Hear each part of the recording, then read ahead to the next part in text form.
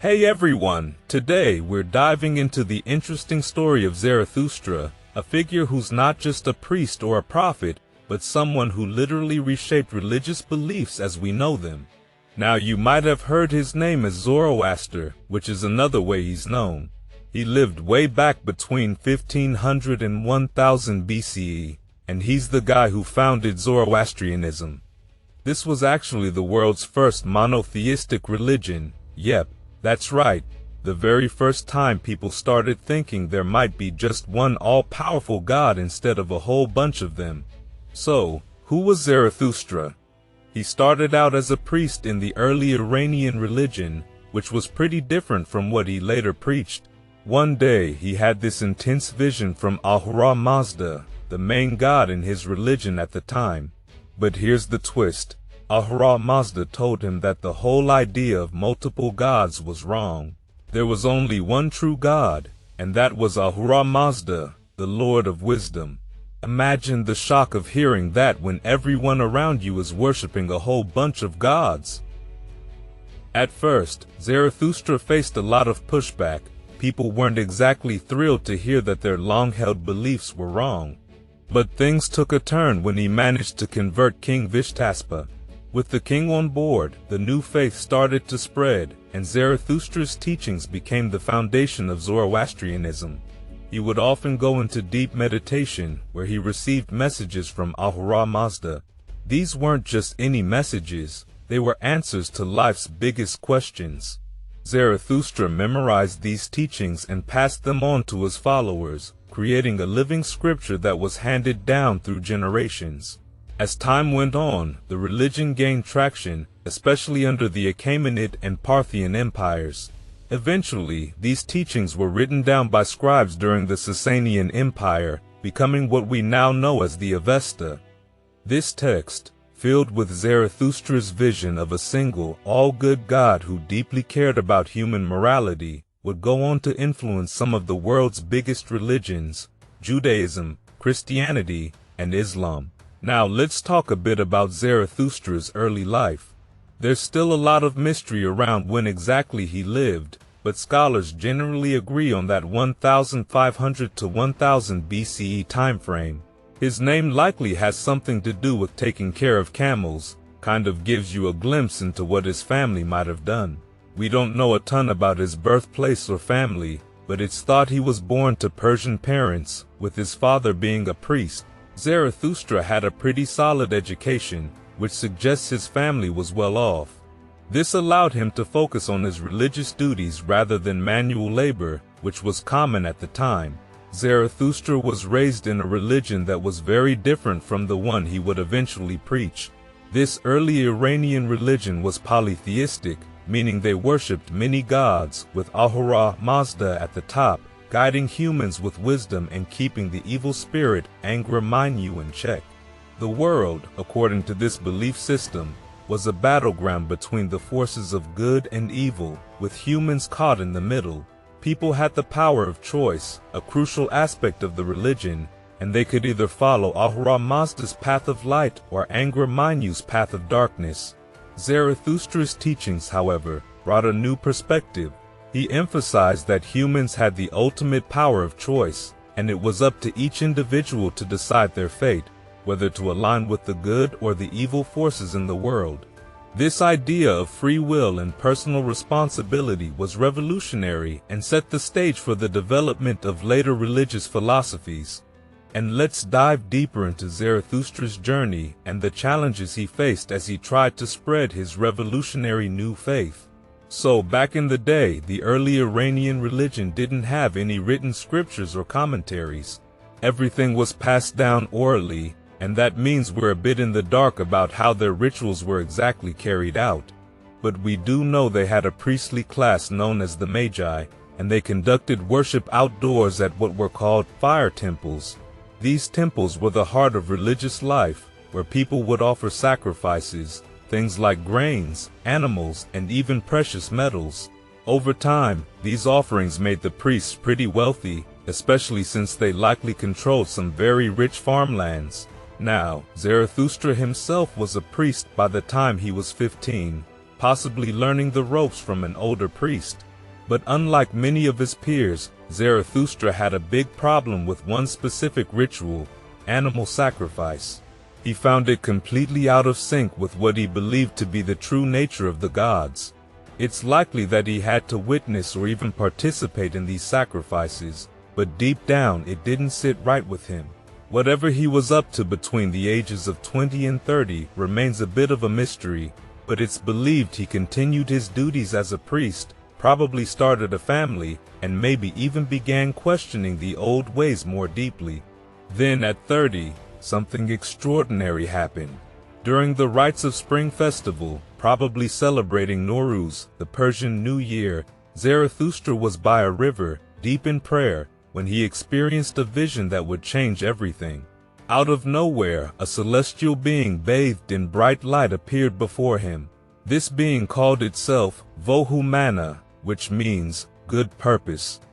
Vohumana told Zarathustra that he was sent by Ahura Mazda, the supreme god, to deliver a crucial message.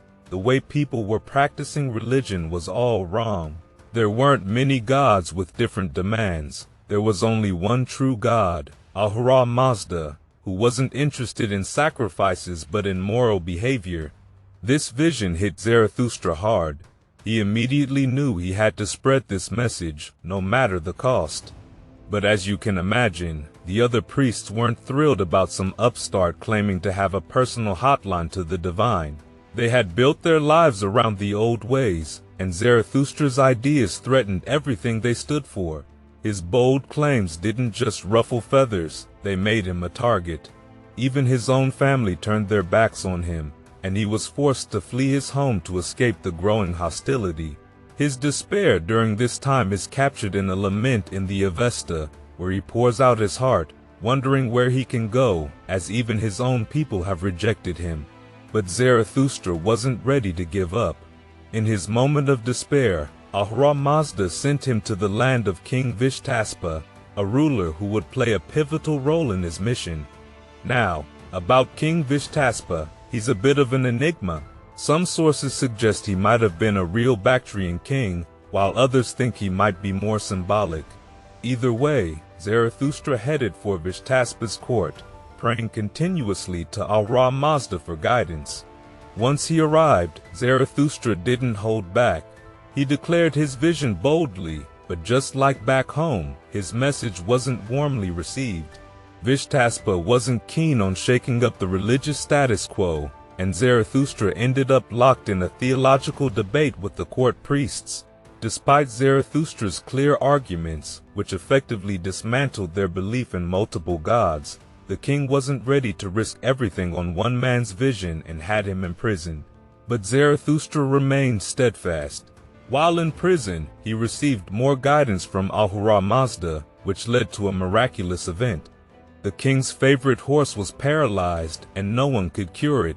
Zarathustra stepped in, healed the horse, and this miracle was enough to get the king's attention. Vishtaspa agreed to hear him out again, this time in private. Whatever Zarathustra said during this meeting worked. Vishtaspa was convinced and officially converted to the new faith, declaring it the religion of his land. Some stories even suggest that the priests who opposed Zarathustra were executed. With the king's support, Zarathustra's religion started gaining followers. He became a respected figure at Vishtaspa's court and spent the rest of his life establishing the rituals and teachings of Zoroastrianism. Importantly, these new practices didn't include the animal sacrifices he had so strongly opposed. Zarathustra married 3 times, had 3 sons and 3 daughters, and continued his work until his death.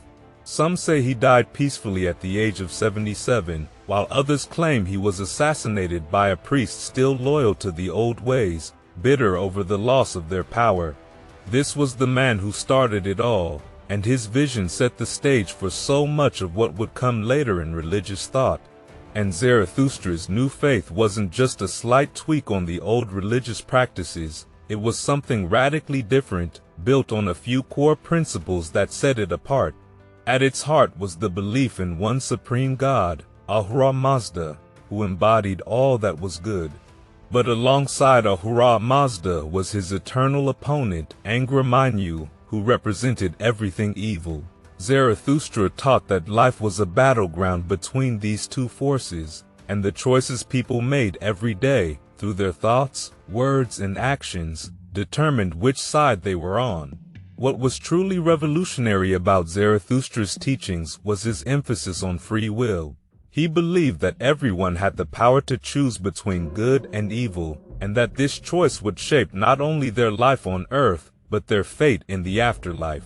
If you chose to follow Ahura Mazda, you were committing to live a life of honesty, charity, love, and moderation.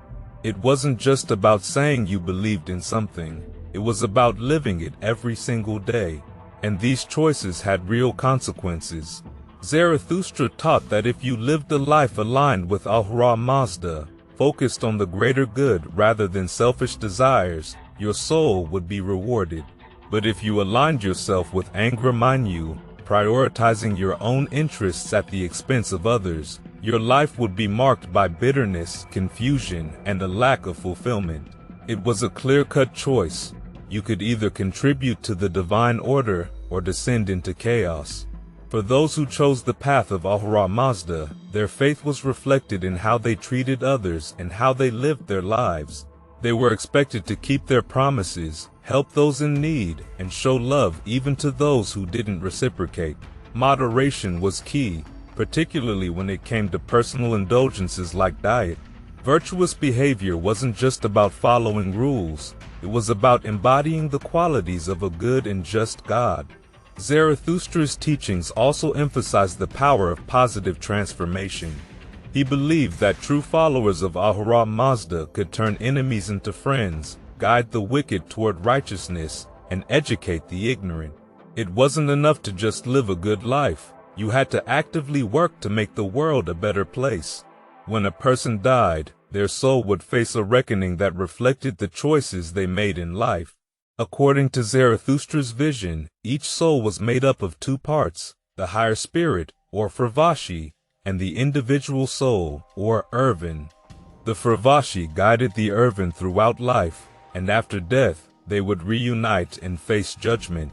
This judgment happened at the Chinvid Bridge, a spiritual crossing point between the worlds of the living and the dead. Here, the soul would be met by two dogs who guarded the bridge. These dogs would welcome those who had lived righteously, but would turn on those who had followed Angra Mainyu. The soul would then meet Dana, a figure representing their conscience. To the righteous, Dana appeared as a beautiful young maiden, while to the wicked, she looked like a terrifying old hag. As the soul crossed the Chinvid Bridge, it would be accompanied by the angel Surush, who protected it from demonic attacks. For those who had lived good lives, the bridge would widen and provide an easy passage. But for those who hadn't, it would narrow and become treacherous. At the end of the bridge, the soul would face Rashnu, the judge of the dead, who would decide its ultimate destination. Depending on their deeds, souls would either ascend to the House of Song, a place of paradise, or descend into the House of Lies, a hellish realm.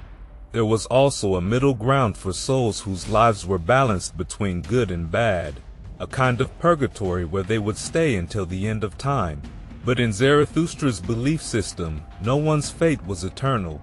Eventually, a savior figure, the Saoshyant, would come to bring about the end of time. In this final reckoning, all souls would be reunited with Ahura Mazda, and Angra Mainyu would be destroyed forever. Zoroastrianism evolved over time, and while Zarathustra's original teachings were central, other interpretations and sects emerged. One such offshoot was Zorvanism, which tried to explain the problem of evil by introducing a god of time, Zorvan, who fathered both Ahura Mazda and Angra Mainyu. According to this belief, Ahriman, another name for Angra Mainyu, would rule for 9,000 years before being defeated by Ormuzd, another name for Ahura Mazda. Despite these variations, Zoroastrianism remained a dominant religion in the region until the Muslim conquest in the 7th century. The Muslim Arabs, in their efforts to impose their own religion, destroyed many Zoroastrian temples, shrines, and libraries. However, the faith survived, thanks to the efforts of those who fled to India and preserved the sacred texts. Zarathustra's influence didn't end with Zoroastrianism. His ideas about free will, moral responsibility, judgment after death, and the concept of a Messiah who would redeem the world left a lasting mark on other major religions like Judaism, Christianity, and Islam. Even though many details about Zarathustra's life remain unclear, his teachings continue to resonate with people today, both within his own religious tradition and beyond.